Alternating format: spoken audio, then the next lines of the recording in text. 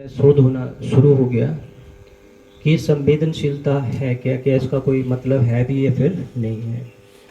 तो उसके अंदर ये शोध में पता चला कि एक ऐसी भावना है जो आपके आसपास कोई भी घटना घट रही है, आपके आसपास जो कुछ हो रहा है, आपके आसपास जो लोग हैं, आपके आसपास जो प्रकृति है, क्या आपको उसकी समझ है या फिर नहीं है। तो जब ये शोध हुआ तो यहाँ पे पाया गया कि जितने भी जीवित जंतु हैं, चाहे वो इंसान है, चाहे वो जानवर है, चाहे वो पेड़ पौधे हैं, इन सभी में क्या होती है, संवेदना होती है। और आज तो ये रिसर्च यहाँ तक पहुँच गई है कि एक पेड़ कोलाइडर को जब देखता है, जो पेड़ काटता है, जब उसके सामने जाता है तो उसमें कंपन आना शुरू हो जाती है। And this is the recent research. ये चीज़ आपको कुछ दिनों के बाद महसूस होगी कि हम 7 दिनों के अंदर हमने क्या क्या सीख चुके हैं हम लोग। अब थोड़ा सा हम आगे बढ़ते हैं। मैडम सारिका ने 2-3 शब्द बोले, उसी पे बात कर लेते हैं। नोट लेक्चर नहीं है ये, भाषण प्रतियोगिता नहीं है ये, बस केवल बात कर लेते हैं कि अब यहाँ पे इन्होंने कुछ एक वर्ड जो इसके अंदर यूज़ किए, अपनी बातों के अंदर यूज़ किया, हम उसी बात पे चले जाते हैं। अगर वर्ल्ड लेवल के ऊपर इश्यूज़ की बात करें तो बहुत आज के दौर में, आज के टाइम में हम बहुत समस्याओं से घिरे हुए हैं। अगर हम पर्यावरण की बात करते हैं, एक डेंजरस पोजीशंस पे पहुंच गए हैं। आने वाले 500 के अंदर ये जो पृथ्वी है खत्म हो जाएगा। दूसरा, पूरे वर्ल्ड के अंदर युद्ध चल रहा है। और तीसरा, अब ये भी सामने आ रहा है कि क्या हम ज़ॉम्बीज क्रिएट कर रहे हैं, क्या हम रोबोट तैयार कर रहे हैं। ज़ॉम्बीज मींस बट एक मशीन में जब बच्चा जन्म लेता है, जन्म तो बाद में लेता है, जब वो माँ के पेट में ही होते हैं तभी हमारा पड़ोस, हमारे दोस्त, सारे लोग पूछना शुरू कर देते हैं कि बड़ा होके क्या बनना है इसको। मीन्स अभी उसने जन्म नहीं लिया है, लेकिन उसके लिए हमने काम क्या कर दिया, सौंप दिया। बड़ा होके इसको हम इंजीनियर बनाएंगे या बनाएंगे, या इसको डॉक्टर बनाएंगे, इसको मैनेजर बनाएंगे। मीन्स अभी वो इस अर्थ के ऊपर आया भी नहीं है, उसको पता भी नहीं है जीवन क्या होता है।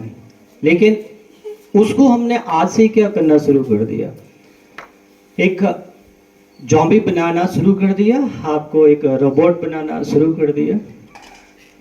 तो एक आज जिस समस्या से हम घिर चुके हैं, वो समस्या यही है कि क्या हम संवेदनशील हैं या नहीं है। आपसे मैं एक ही चलो प्रश्न तो नहीं पूछूंगा, ऐसे आपसे विचार, आपके क्या विचार हैं। अब हम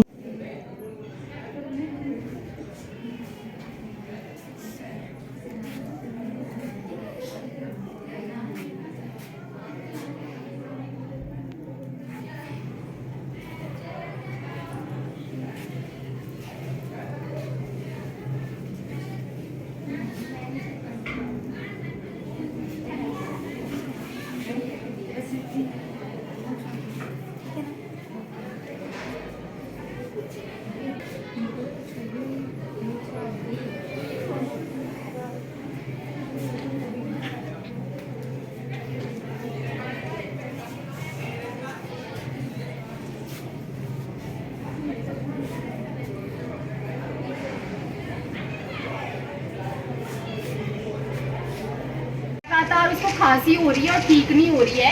1 हफ्ता हो गया, 2 हफ्ते हो गए, लगातार खांसी हो रही है, बुखार हो रहा है, वो ठीक नहीं हो रहा है। तो ये भी एक टीबी का लक्षण है। तो इस अभियान में हम लोग यही कर रहे हैं कि जो लक्षण वाले व्यक्ति है उनको जल्दी से जल्दी हम खोजें और उनका जो है हम बलगम की जाँच करवाएं। इसके अंदर एक और है, लक्षण वालों को तो हम क्या कर रहे हैं कि बलगम उठवा ले रहे हैं आशा के थ्रू, और जिनको लक्षण नहीं है उनका हम कैसे पता करें। तो हम जिनको लक्षण नहीं है तो उनका हम क्या कर रहे हैं, एक्सरे करवा रहे हैं। लोग एक्सरे के लिए जा नहीं रहे क्योंकि लोग बोल रहे हैं कि हम एक्सरे करवाने क्यों जाए जी, हमें तो कोई लक्षण नहीं है, तो हमें तो कोई टीबी नहीं है। लेकिन हमने क्या किया है, सरकार ने अभियान चलाया है क्योंकि जो वल्नरेबल है ना, जो हाई रिस्क कैटेगरीज है, उनको हो सकता है कि कीटाणु उनके अंदर हो, तो हम एक तरह से डायग्नोसिस करने के लिए हम उनका एक्सरे करवा रहे हैं कि अगर उनके अंदर कीटाणु है तो वो भी पता लगाया जा सके। आप लोग भी जो अपने घरों में जाएंगे तो किसी के घर में भी अगर धूम्रपान वाला ऑफ कोर्स चलाई हुई है तो हमें इसका लाभ उठाना चाहिए। अगर आप लोग यहीं से ही अपनी फ्रेंड्स में, फैमिली में और रिलेटिव्स को बताओगे तो इन्फॉर्मेशन बहुत ज़्यादा स्प्रेड होगी।